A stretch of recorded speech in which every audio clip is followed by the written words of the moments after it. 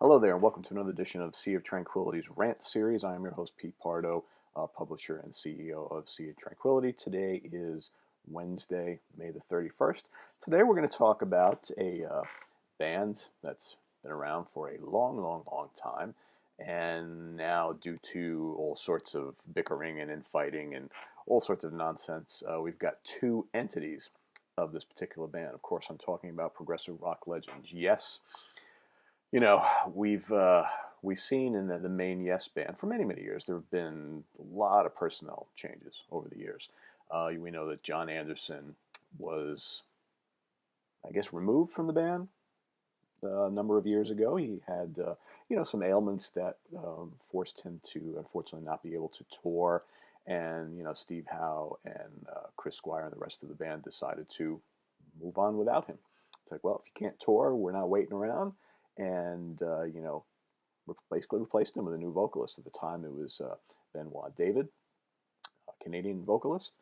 That didn't last too long. He developed vocal problems as well, so they then settled on John Davidson from Glass Hammer, who has been with the band ever since. He's been in the band a good number of years now and doing a fine job, I might add.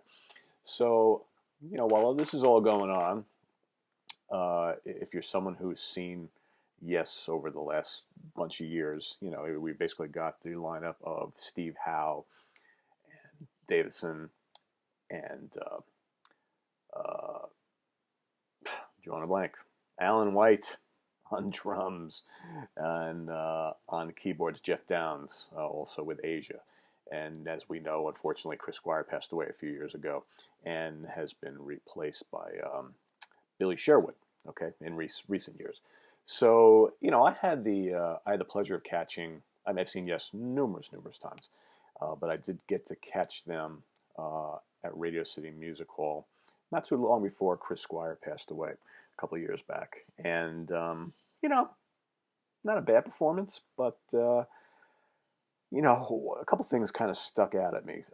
First of all, I thought Davidson did a great job. I mean, I've always liked him as a singer anyway, and I think he is really fit in nicely with the band. He's got that very similar voice to Jon Anderson, so it kind of works. And they're able to. They've been playing a lot of the old classics and doing like whole album sides and things like that. One of the things I noticed of that performance, and again, I've heard this from other people over the last few years. Alan White. Love Alan White. He's been a cornerstone in this band for a long time. But I don't know. For me, especially that evening, he just wasn't cutting it. I mean, he's approaching 70, and he's just not looking very nimble up there, and he just looks really old and slow and tired. And I mean, at some point, how much longer is Alan going to be able to continue on doing this? I don't know. Um, you know, Steve Howe, as remarkable as he is, I get the impression sometimes he's kind of like going through the motions. Squire was great that night. Fortunately, that would be the last time I ever get to see Chris Squire, as he left us not too long after. But and Downs, yeah, he's a good keyboard player. He's no Wakeman, he's no Patrick Moraz, but he's pretty capable. And unfortunately, the shoes of Rick Wakeman are pretty hard to fill. And Downs is not that virtuoso guy, right? He's a guy who adds colors and whatnot. He's probably a bit more capable than Tony Kaye, but Tony Kaye is more of like an organ player. But Downs is no Wakeman, and I think the current incarnation of Yes, suffering a little bit. They just lacking this vibrancy that Yes always had. So all while this is going on, you've got Wakeman's been doing his thing, right? Jon Anderson's been doing solo projects. He worked with Jean-Luc Ponty. He worked with Roy Stoll from the Flower Kings. They did an album together, quite good one, I might add. And all of a sudden, you hear rumblings that he's talking with Wakeman and also Trevor Rabin, who we haven't seen in a million years, right? Trevor, left Yes in the mid-'90s and basically went on. He's been doing like movie scores forever and, a couple solo albums, but I think, that's basically what he's been doing. So he's been out of the limelight for a long time. And these, Wakeman and Rabin have been talking about working together for years, ever since the Union tour back in the early 90s. So it's finally happened, right? So the three of them got together, They rounded out the lineup with a bass player and a drummer, and basically went out as, Anderson, Rabin, Wakeman, ARW. Okay, got to see them last year in New York City. Quite good. Again, they didn't play any new material, though they are working on new material because they are planning on putting out a studio album. So they basically went out and played a lot of the Yes hits, but also they did some stuff that maybe, from the Trevor Rabin era, off of the three albums that he performed with the band, and as well as some, the classics, obviously, and maybe a couple other things that you wouldn't expect to hear. So it was a good show. Rabin still fantastic guitar player, completely different than Howe. Vocals sounded great. Jon Anderson sounded phenomenal. He's lost nothing, and Wakeman is Wakeman, right? So it was a really good performance. So then, so you got these two. You got Yes, and then you got ARW, and then the Rock and Roll Hall of Fame induction ceremony is coming. So as we know, Yes got inducted finally into the Rock and Roll Hall of Fame. So appearing live there were all of the current members of Yes, as well as Anderson, Rabin, and Wakeman. Tony Kaye was also inducted. He did not show, which I thought was kind of weird. They worked out a deal where the band would get up there and play together. On Roundabout, you had Geddy Lee subbing in for the late Chris Squire. The guys who got the shaft on this evening, obviously, were Billy Sherwood and John Davison. But, but it was really apparent, and the band was played really well. So here, but it's just so weird. You've got up on stage, you've got Howe and Rabin, who obviously I don't think ever liked each other, because I think, I saw the Union tour. I saw the band like 3 times on that tour, and for a lot of people, there, Yes is only Yes with Steve Howe, but you can't doubt what Trevor Rabin brought to the table. Throughout those years he was with the band. I mean, they reached some of their biggest commercial heights with Trevor Rabin on, lead guitar and backing vocals, lead and backing vocals, along with Jon Anderson. So, but they're just obviously there's some egos going on there, right? So if you're watching the Rock and Roll Hall of Fame induction ceremony performances, it's like you got Howe all the way over here, Rabin right at center stage, and I don't even think those guys even looked at each other the entire time. Is really quite humorous. And the funny thing is, it's like you could tell that there was that animosity among everybody was there. These guys look so you had Anderson, Rabin, and Wakeman obviously having a blast together, looking at each other, smiling up there, playing, getting along. Howe, no part of that. He's just overdoing his thing. You had White on drums behind doing his thing. And it's just like, it was just really weird to see this, and even like when they were up there accepting the awards and they each given their little speeches and things like that, you got Howe, who's so damn serious. Dude, lighten up. He's up there, stone face, says his thing, whatever. And then, I get it. Rick Wakeman got up there and did his comedy act, talking about his prostate and all that shit. And while it was funny, I don't know how much that has to do with what was going on that evening. And I heard that, Howe and the guys from Yes were a little upset because they wanted Chris Squire's wife to get up there and talk a little bit. And it's like, obviously there's no time for that.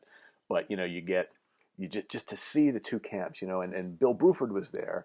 And I think he obviously didn't talk, and he tried to be very low key, but you could see him chuckling and laughing at some of the stuff that Wakeman was saying. But you just got Howe was just having no part of it. And I really think there's some deep-rooted issues between Steve Howe and Jon Anderson and Wakeman especially. I don't know really what happened behind the scenes, but there seems to be this friction there. So you got the impression that Howe wanted nothing to do with those guys at all. So then after the Hall of Fame ceremony, all of a sudden now,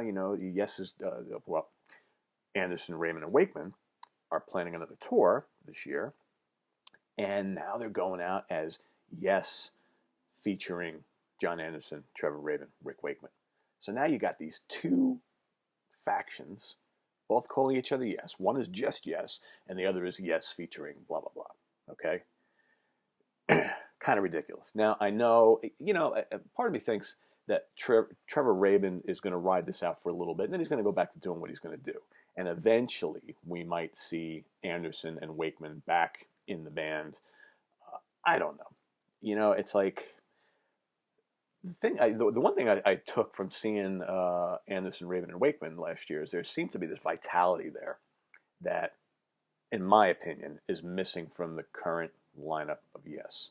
Like I said, I get the impression that they're a little bit going through the motions, especially, Steve Howe and Alan White are concerned. I think Downs is just happy to be there. He works hard. He does the Asia thing. He does this. Billy Sherwood is obviously, getting a lot of exposure from being, that kind of bass player, backing vocalist in the band now. And he's more than capable. I've long said that Billy Sherwood is a very talented guy.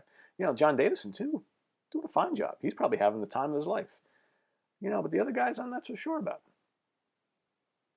And here you have, this other faction now who are like going out there and playing a lot of the same songs, but also some different stuff. They're playing some of that 80s material, maybe doing some stuff that the band hasn't done in a long time. Kind of cool. But, guys, kiss and make up for fuck's sake. We've seen this before. We've seen, like Sweet and Queensryche and Sax and all these bands that break up. They have these fights, and then they get these two separate entities that are going out as the same thing. It's not the same thing. It's like, I don't know. In my personal opinion, I love Yes. I've long loved Yes.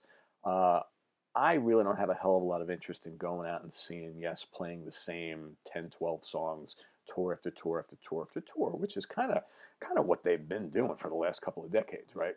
So it was kind of nice to see, Anderson, Rabin, and Wakeman a few months back, yes, doing some of those tunes as well, but also throwing some other stuff into the mix, keeping it different, and I could appreciate, when I saw Yes at Radio City before Squire's passing, they went out and did the Fragile and the Close to the Edge albums, and people were like, oh, this is great, they're doing both those classic albums back to back. It's like, but you know what? They've been playing all those tunes forever anyway. I mean, how, other than like the little solo pieces on Fragile, and maybe Siberian Khatru from Close to the Edge a little bit, all those tunes they play all the time anyway. So what was the big deal? I'd rather them go out. They were doing Tales from Topographic Ocean recently. That's kind of cool.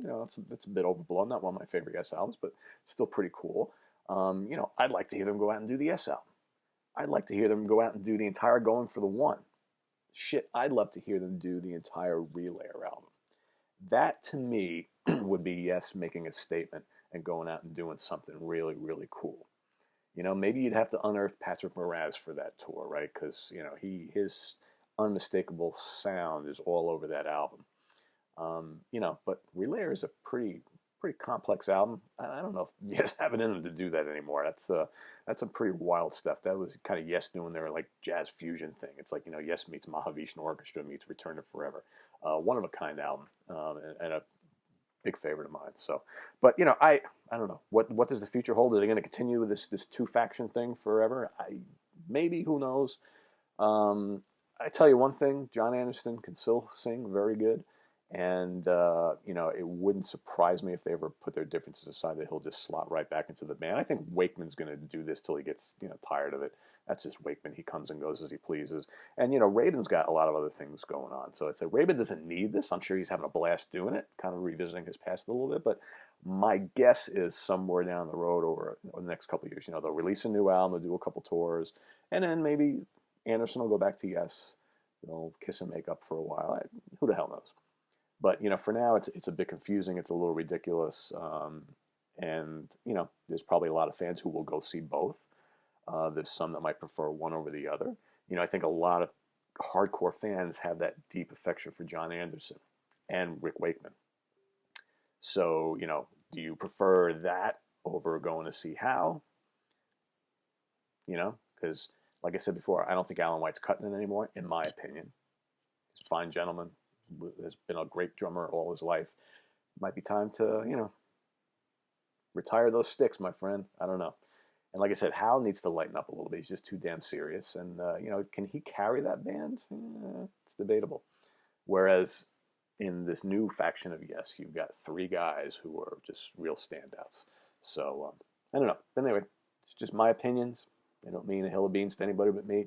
So whether you agree or not, hey, toss some comments in the comment section here. Let's get some feedback. Let's get this discussion about which is the, what do you feel is the best faction of Yes going today, and where do you see them going in the future? I'd love to hear your feedback on that. So again, I'm not right or wrong here. It's just my opinion, but I'd love to hear what you guys think. So leave some comments in the comment section, and till next time, we've got some other rants coming up.